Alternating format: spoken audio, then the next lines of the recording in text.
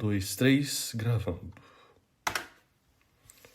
Havia uma velocidade programada para esse domingo, dia 14/6/2026. O fluxo habitual de imagens efêmeras, vídeos curtos e risadas fáceis preenchia as telas de milhões de brasileiros. Até que o algoritmo, então, essa máquina de moer o tempo da pessoa normal, foi forçado a estancar. A notícia cortou a tarde de muitas pessoas. Oliver Tree, um artista norte-americano que transformou o absurdo em um espetáculo e o pop alternativo em um fenômeno global, teve a sua trajetória tragicamente interrompida em solo brasileiro, vítima de um grave acidente aéreo no Rio de Janeiro. Um choque entre dois helicópteros, exatamente, o choque entre dois helicópteros. Ele tinha 32 anos e passou os últimos dias todos gravando com pequenos criadores de conteúdo e grandes criadores de conteúdo, pequenos e grandes artistas de música aqui do Brasil, fazendo uma verdadeira experiência, se conectando com a nossa cultura. Mas essa experiência e essa conexão, em questão de minutos, parou as redes sociais. Oliver está morto. E aquilo que ele dominava e subvertia tão bem, as redes, transformaram-se em um imenso memorial digital. O fluxo contínuo de entretenimento deu então lugar a uma espécie de luto coletivo e perplexo. A morte de um jovem artista no auge da sua expressão criativa paralisa o presente e nos obriga a olhar para a tela não mais em busca de distração, mas em busca de uma resposta. Uma quebra brutal na ilusão da imortalidade que a fama e a juventude costumam projetar. Mas o choque da perda de um ídolo pop na era da internet nos empurra para um abismo muito mais antigo e profundo do que qualquer tendência de rede social. Quando uma voz tão vibrante se apaga diante dos nossos olhos, somos forçados então a confrontar a nossa própria fragilidade. É o início de uma investigação sobre o que nos torna, afinal, seres humanos, a finitude.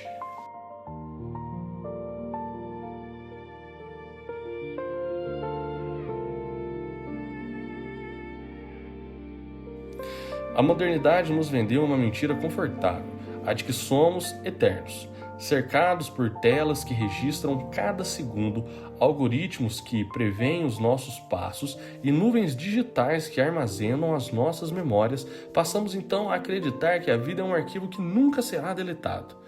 A fama, então, funciona como uma espécie de ilusão definitiva de imortalidade. Olhamos para um artista como Oliver Tree, caricato, indestrutível em suas performances, desafiando a gravidade e a perplexidade em suas apresentações e clipes, e esquecemos que debaixo daquela persona de plástico e cores de neon bate um coração de sangue, carne, músculos, nervos, um coração sujeito à gravidade biológica.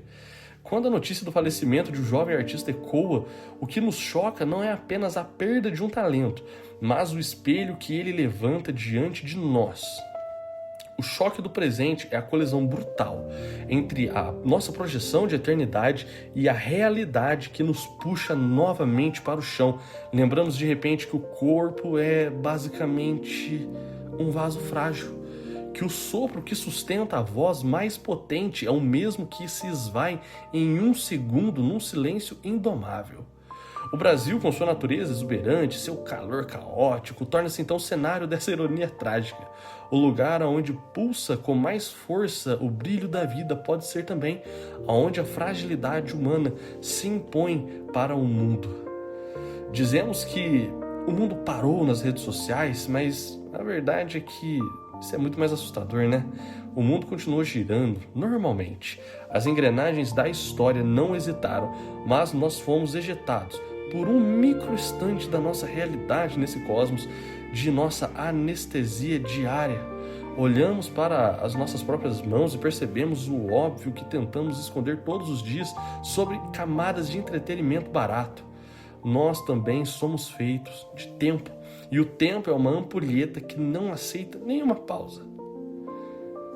O choque passa, a negação dá lugar então à consciência, e essa consciência, a da nossa própria fragilidade, que nos diferencia de tudo que existe. Sabendo que o presente é um sopro, o ser humano faz algo que nenhum outro animal ousa a tentar fazer. Ele tenta prender o tempo.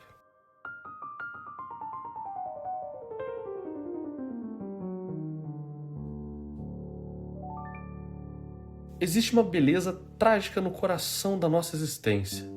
Se as coisas durassem para sempre, elas perderiam provavelmente o seu valor.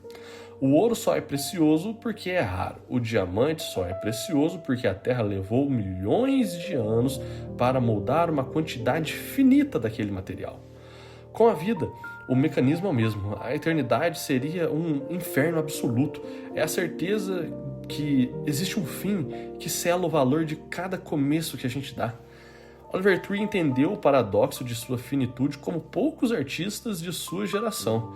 A sua arte nunca foi sobre perfeição intocável ou sobre construir monumentos de mármore para sua posterioridade. Sua estética era o absurdo, o ridículo, o exagero. Ele criava personas para destruí-las logo em seguida. Ele anunciava álbum após álbum o final de sua própria carreira, como quem brinca com a própria mortalidade. Oliver fez da sua vida uma performance de um ato único, lembrando-nos que a existência não é um drama solene a ser vivido com medo, mas uma comédia divina, um espetáculo caótico que deve ser jogado intensamente até que as luzes, enfim, se apaguem. O paradoxo é exatamente esse. Choramos a morte de alguém porque a sua finitude agora é um fato incontornável. Mas, se Oliver fosse imortal, a sua música não teria a mesma urgência. A canção Life Goes On, por exemplo, não ecoaria com a mesma melancolia pungente nessas mentes hoje. O fim não destrói o sentido da obra, o fim a consagra.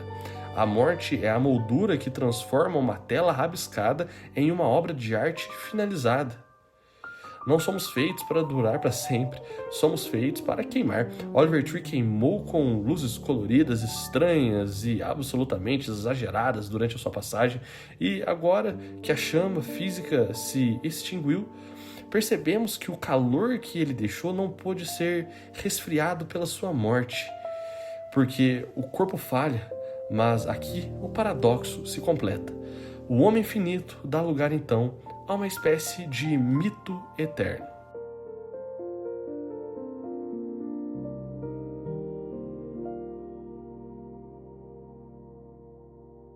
No final, a cortina sempre cai.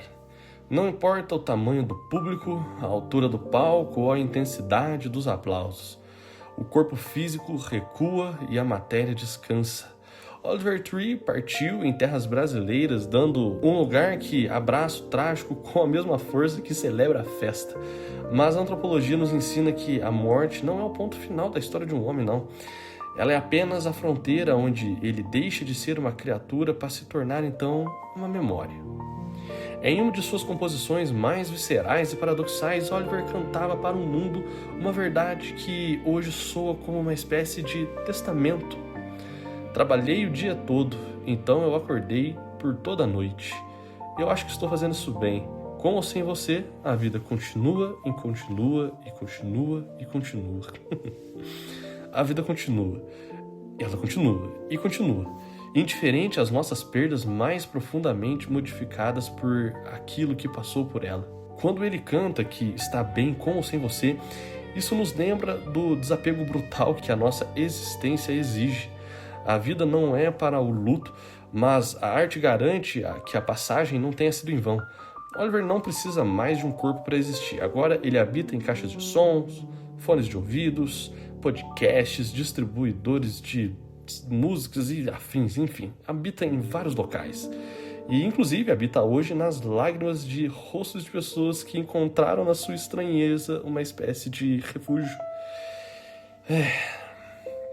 Nossa história só é registrada no final de contas porque lá no fundo sabemos que um dia a gente vai partir, né? Escrevemos biografias, erguemos estátuas e gravamos discos porque temos pressa de eternidade. Oliver Tree correu contra o tempo com a velocidade de suas performances insanas e venceu. A morte levou o jovem de 32 anos, mas não conseguiu capturar a sua alma, que vai continuar para sempre naquilo que ele deixou como obra. Nesse domingo, o meu feed, o seu feed, provavelmente o nosso feed, parou. Mas a história continua a ser escrita. Que descanse em paz o artista e a pessoa, obviamente, Oliver. A sua comédia divina foi um espetáculo inesquecível. E a música, isso, cara, a música, ela vai continuar de novo, de novo, de novo e de novo. Bom, meu nome é Léo, Esse aqui é o Estudos Históricos. Se você curte reflexões, história, antropologia, filosofia, acho que você vai gostar de se inscrever nesse canal. Então peço a todos que faça isso, deixe também seu comentário, sua curtida. É um vídeo um pouco chatinho de fazer, é um artista que eu gostava bastante. Comecei a ouvir ali um pouco antes da pandemia e eu lembro que durante a pandemia ele foi um grande parceiro de fones de ouvidos. Eu ouvi bastante mesmo o Oliver Tree e quando eu fiquei sabendo que ele tinha morrido aqui no Brasil ainda, falei, cara, que doideira. Bom, e aí eu precisava materializar num texto ou num vídeo aquilo que a minha cabeça no momento que viu a notícia não conseguia entender em sua completude e eu acho que eu cheguei próximo disso, né? A estranheza da finitude de uma bênção, que também é uma maldição, enfim. Tá aí, espero que vocês curtam. Do mais é isso, foi o Léo aqui, até a próxima, abraços e tchau, tchau.